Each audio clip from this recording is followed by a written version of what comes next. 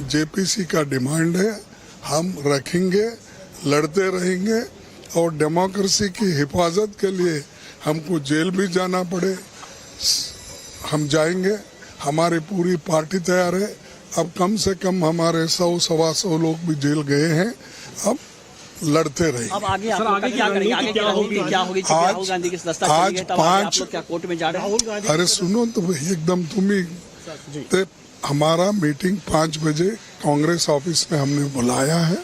सभी senior leaders को वहां पर बुलाकर किस ढंग से, किस तरीके से इस लड़ाई को आगे लेके चलना, ये रणनीति हम तय करेंगे। क्या कोर्ट का रास्ता भी खुला हुआ है आपके लिए? रणनीति बोले तो सब आ गया उसमें।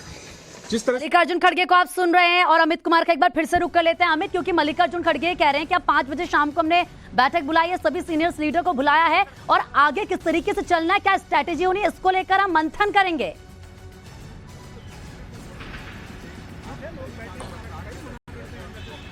जी देखिए, निश्चित तौर पर कांग्रेस इसे पूरे देश भर में लेके जाएगी इस पूरे मसले को लेकर, और इसीलिए आज सड़क पर उतरने का फैसला था। संसद से राष्ट्रपति भवन की तरफ कूच करने के लोगों ने मार्च करने की तैयारी की थी और सड़क पर उतरे भी। और अब मुझे लगता है जिस तरह से राहुल की सदस्यता फिलहाल रद्द की गई है, ऐसे में पूरे देश भर में किस तरह से इस पूरे मामले को लेकर आगे जाना है, क्योंकि सदन की कार्रवाई बहुत ज्यादा चलनी नहीं अगले हफ्ते किसी भी समय, क्योंकि वित्त विधेयक जो है वो यहाँ से पास हो गया है। राष्ट्रपति के पास जाने के बाद वापस राज्यसभा आएगा और राज्यसभा में के बाद उसको पास हो जाएगा, तो मुश्किल अगले हफ्ते मान के चलिए 2 से 3 दिनों के बाद जो ये बजट सेशन है वो खत्म हो जाएगा। तो ऐसे में अपनी आवाज को कैसे जनता के बीच ले जानी है इस पूरे मामले में, क्योंकि राहुल और पार्टी का स्टैंड एकदम क्लियर है कि वो इस पूरे मसले को लेकर जनता के बीच जाएगी। संसद से लेकर सड़क की जो लड़ाई होने वाली है, और क्योंकि चुनावी साल है तो ऐसे में इस लड़ाई को कहां तक और किस लेवल तक लेके जाना है, इसको लेकर मंथन होने वाली है। और मुझे लगता है आज शाम की जो बैठक है, कांग्रेस ने आज तक राहुल गांधी के अलावा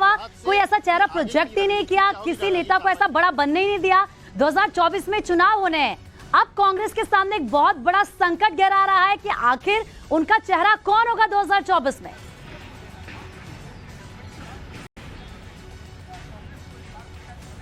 नहीं देखिए, 2024 में उनका चेहरा राहुल गांधी ही होंगे और राहुल गांधी के और वही सबसे बड़े चेहरे, और उन्हीं के आगे करके पार्टी भी बढ़ने वाली है। लेकिन सबसे बड़ी बात कि ये जो फैसला था सूरत के कोर्ट से, वो एक समझाइश मुझे लगता है तमाम पॉलिटिकल पार्टीज को थी, और यही बातें आज अनुराग ठाकुर ने भी कही थी कि आपकी भाषा की मर्यादा नहीं होगी, आप पूरे समाज को बदनाम करेंगे तो इस तरह की सजा होगी। और सदस्यता भी रद्द इसलिए होना था क्योंकि जो उनको सजा हुई थी उस पर रोक नहीं लगा था, सिर्फ और सिर्फ 1 महीने की मोहलत दी गई थी कि आप अपर कोर्ट पर अपील कर सकते हैं, लेकिन जो उनकी सजा थी उस पर रोक नहीं था, तो इसी आधार पर उनकी सदस्यता रद्द हुई। लेकिन कांग्रेस के लिए अब संकट है कि वो किस तरह से अपनी बात, क्योंकि एक तरफ से सरकार और बीजेपी अग्रेसिव है कि कैसे भारत का नाम बदनाम किया गया, प्रधानमंत्री को बदनाम किया गया विदेशों में, इसको लेकर वो पूरे देश में जा रही है। तो ऐसे में अब कांग्रेस इस मामले को लेकर कि कैसे राहुल गांधी की आवाज को दबाने की कोशिश की, वो इस मसले को लेकर देश के बीच जाएगी, जनता के बीच जाएगी, और उसकी रणनीति आज शाम को